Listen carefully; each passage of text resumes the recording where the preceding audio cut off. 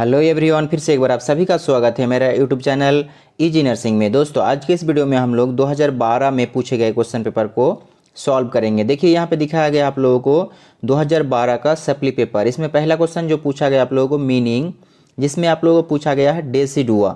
Decidua का meaning आप लोग इस प्रकार से लिखोगे, the innermost layer of the uterus is modified mucus membrane during pregnancy called decidua.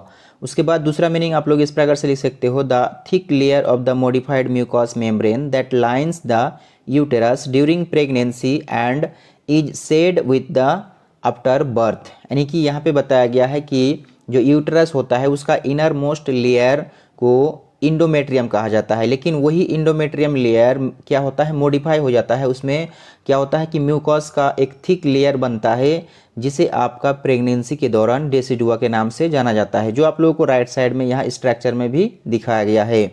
उसके बाद यहाँ पे आप लोगों को पूछा गया है पार्टोग्राफ। पार्टोग्राफ का मीनिंग आप लोग इस प्रकार से लिखोगे, partograph is a graphical record use to monitor the progress of labour.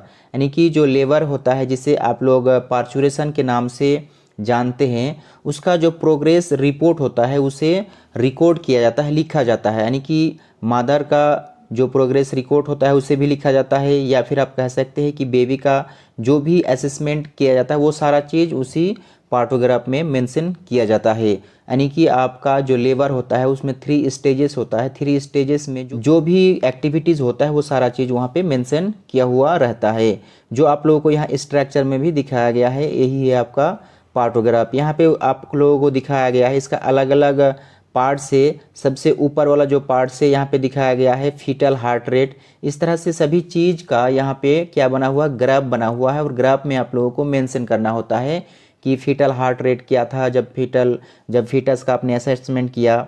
तो इस तरह से जो भी फीटल का हार्ट रेट है यहाँ पे आपको दर्शाना होता है ग्राफ में। तो इस तरह से ग्राफिकल एक चार्ट होता है जिसे पार्टोग्राफ के नाम से जाना जाता है।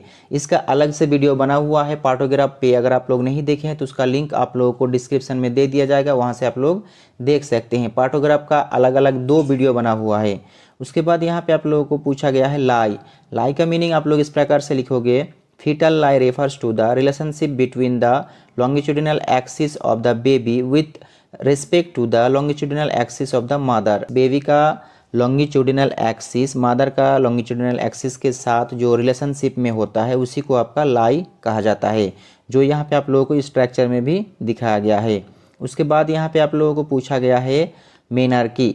आप लोगों के लिए एक इम्पॉर्टेंट नोट्स टेलीग्राम ग्रुप बना हुआ है एमडी नर्सिंग एजुकेशन नाम से, जिसका लिंक आप लोगों को डिस्क्रिप्शन में दे दिया जाएगा। उस लिंक के थ्रू आप लोग ज्वाइन हो सकते हैं। और क्योंकि उसी टेलीग्राम ग्रुप में आप लोगों को जितना भी क्वेश्चंस का पीडीएफ, यानी कि क्वेश्चंस का पीडीएफ मिलेगा, आंसर का पीडीएफ मिलेगा, क्वेश्चन सॉल्व करके उसका पीडीएफ मिलेगा। इसके अलावा कोई भी न्यूज़ नर्सिंग रिलेटेड आता है तो उसी ग्रुप में अपलोड किया जाता है। और अगर आप लोगों के पास कोई क्वेरी है, कोई डाउट है तो आप लोग उस ग्रुप में पूछ सकते हो, आपको आंसर मिलेगा। तो मिनार्की का मीनिंग आप लोग इस प्रकार से लिखोगे, the first menstrual period in a female adolescent is called menarche. यानी कि किसी भी फीमेल में जब पहला मेंस्ट्रुअल साइकिल होता है तो उसी को मिनार्की के नाम से जाना जाता है, और जो लास्ट मेंस्ट्रुअल साइकिल होता है उसे आपका मेनोपॉज के नाम से जाना जाता है। उसके बाद यहाँ पे पूछा गया है नेक्स्ट में फिल इन द ब्लैंक्स। पहला question, the denominator in face presentation is, answer हो जाएगा आपका मेंटम। उसके बाद यहाँ पे पूछा है बाइमेनुअल कंप्रेशन इज यूज्ड इन, उसका भी आंसर हो जाएगा आपका स्टिम्युलेट यूटेराइन कंट्रैक्शन। यानी कि स्टिम्युलेट करता है यूटेराइन कंट्रैक्शन को किसके थ्रू, बाइमेनुअल कंप्रेशन के थ्रू, जो यहाँ आप लोगों को राइट साइड में स्ट्रक्चर में दिखाया गया है। इस तरह से जो कंप्रेशन होता है, कंप्रेशन के थ्रू ही आपका यूटेराइन कंट्रैक्शन को स्टिम्युलेट किया जाता है। उसके बाद यहाँ पे पूछा गया है fetal macrosomia is when birth weight exceeds. यहाँ पे फीटल का मतलब आप लोग जानते हैं बेबी जो माँ के गर्भ में पलता है, और मैक्रोसोमिया, मैक्रो का मतलब होता है बड़ा। यहाँ पे पूछा गया है कि बेबी का वेट कितने केजी से ज़्यादा होने पर उसे फीटल मैक्रोसोमिया के नाम से जाना जाता है। तो आंसर में आप लोगों को लिखना है 4 kg, यानी कि नॉर्मली आप लोग जानते हैं 2.5 to 3 kg जो होता है वो नॉर्मल वेट होता है। लेकिन जब बेबी का यानी कि फीटस का वेट एक्सीड हो जाता है 4 kg या फिर 4 kg से अबव, तो उसी को क्या कहा जाता है, फीटल मैक्रोसोमिया कहा जाता है। उसके बाद यहाँ पे बताया गया है downy hair in the neonates is named as. Hindi में डॉनी का मतलब होता है सॉफ्ट और हेयर, तो यहाँ पे सॉफ्ट हेयर आप लोग जानते हैं जब बेबी का जन्म होता है तो बेबी का बॉडी में सॉफ्ट हेयर का एक कवरिंग होता है, यानी कि सॉफ्ट हेयर से घिरा हुआ रहता है बॉडी, लेग, हैंड्स, तो उसे किस नाम से जाना जाता है, तो उसका नाम आप लोगों को लिखना होगा लेनोगो। लेनोगो के नाम से जाना जाता है। लेनोगो आप लोग इसका आंसर लिखोगे। उसके बाद यहाँ पे जो पूछा गया है स्टेट ट्रू और फॉल्स में पहला question, the collection of pass in the uterine cavity is called pyometra, तो इसका आंसर हो जाएगा आपका ट्रू। नेक्स्ट यहाँ पे पूछा है syphilis is caused by the human papilloma virus, तो आंसर हो जाएगा फॉल्स। उसके बाद displacement of functional endometrium other than uterine mucosa is called endometriosis, इसका आंसर हो जाएगा आपका ट्रू।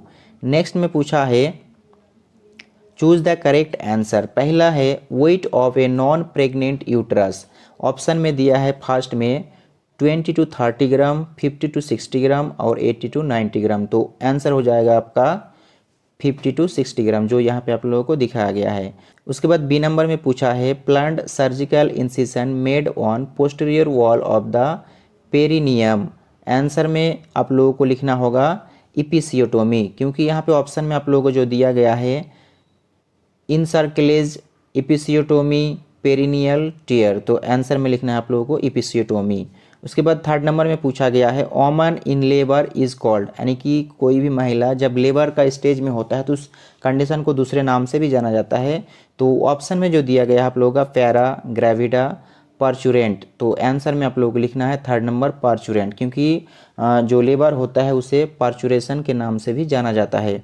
उसके बाद यहाँ पे पूछा गया है डी नंबर में फीटल पीरियड बिगिंस फ्रॉम, यानी कि फीटल का जो पीरियड है, फीटल का जो स्टेज है वो कब से शुरू होता है, तो यहाँ पे ऑप्शन में है 8th वीक से या फिर 18 वीक से या फिर 28th वीक से, तो आंसर आप लोगों को लिखना है 8 वीक से, यानी कि 8th वीक से शुरू होता है आपका फीटल का पीरियड या फिर फीटल का स्टेज। उसके बाद यहाँ पे आप लोगों को दिखाया गया है 2011 के सप्ली में पूछे जाने वाले क्वेश्चन पेपर। तो दोस्तों आज की वीडियो में बस इतना ही। नेक्स्ट वीडियो में हम लोग 2011 के सप्ली में पूछे गए क्वेश्चन पेपर को सॉल्व करेंगे।